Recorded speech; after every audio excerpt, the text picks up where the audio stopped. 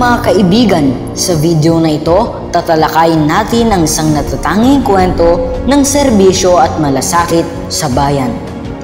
Kilalanin natin si Senadora Nancy Binay, isang leader na pinili ang tahimik pero taos-pusong paglilingkod. Sama-sama nating alamin kung paano niya inilaban ang karapatan at kapakanan ng bawat Pilipino. Sa politika ng Pilipinas na puno ng ingay, away at pamumulitika, may isang leader na piniling maglingkod ng tahimik, tapat at may puso. Si Senadora Nancy Binay, isang inang hindi lang sa kanyang pamilya, kundi pati na rin sa sambayan ng Pilipino.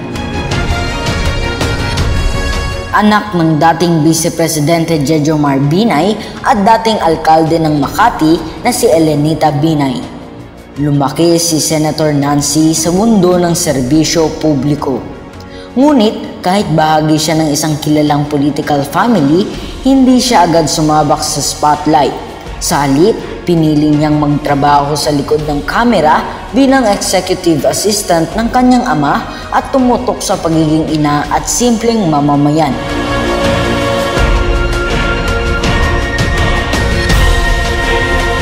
Noong 2013, maraming nagulat nang tumakbo siya sa Senado. Marami ang bumatikos, sinabing wala siyang karanasan, hindi marunong makipagdebate, at wala sa standard ng mga politikong sanay na sa entablado. Pero sa kabila ng lahat ng iyon, nanalo siya at agad na nagtrabaho. Hindi siya bumawi sa salita, kundi sa batas.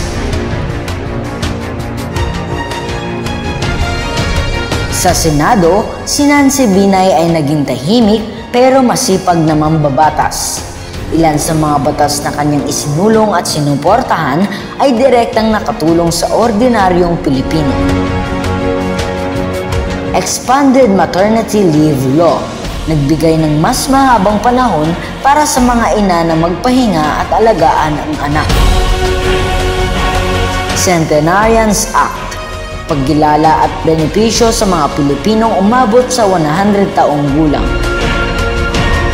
Filipino Sign Language Act, pagkilala sa karapatan ng mga may kapansanan sa pandinig.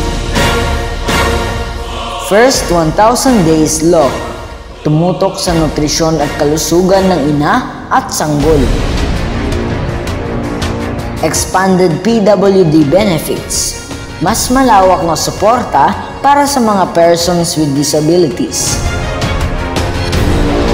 Ang mga batas na ito ay hindi lamang letra sa papel, ito ay panday ng tunay na pagbabago sa buhay ng maraming Pilipino.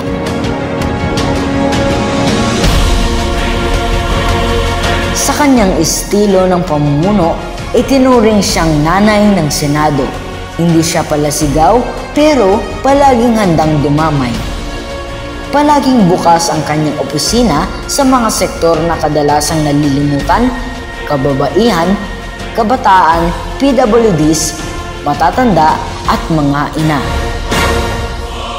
Sa kabila ng mga pangungutya at memes, nananatili siyang matatag at profesional. Hindi niya hinayaang sirain ng panlabas na opinyon ang kanyang paninindigan.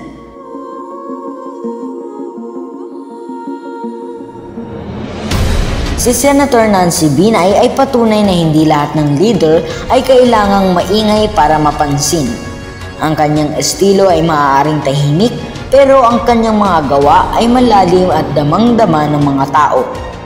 Ipinakita niya na sa panahon ng ingay, may lugar pa rin para sa serbisyong tapat, taos-puso at tunay na para sa mamamayan.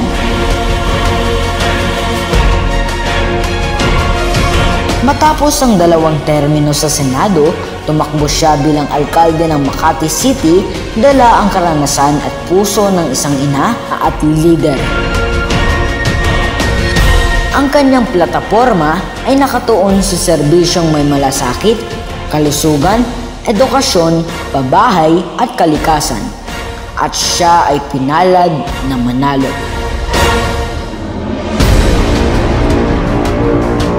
Hindi man siya headline araw-araw, ang mga batas, programa at advokasya ni Senator Nancy Binay ay magsisilbing pamana ng isang leader na tahimik pero may tapang at may malasakit na hindi kayang pantayan ng ingay.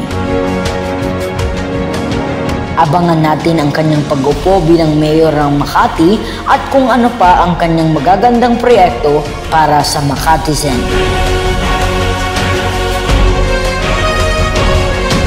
Sa kabila ng mga hamon at pagsubok, pinatunayan ni Senator Nancy Binay na ang tunay na serbisyo publiko ay hindi masusukat sa ingay o kasikatan kundi sa puso at gawa para sa tao.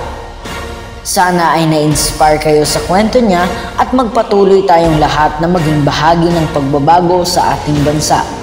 Maraming salamat po sa panonood at huwag kalimutang mag-subscribe para sa iba pang makabuluhang kwento. Hanggang sa muli,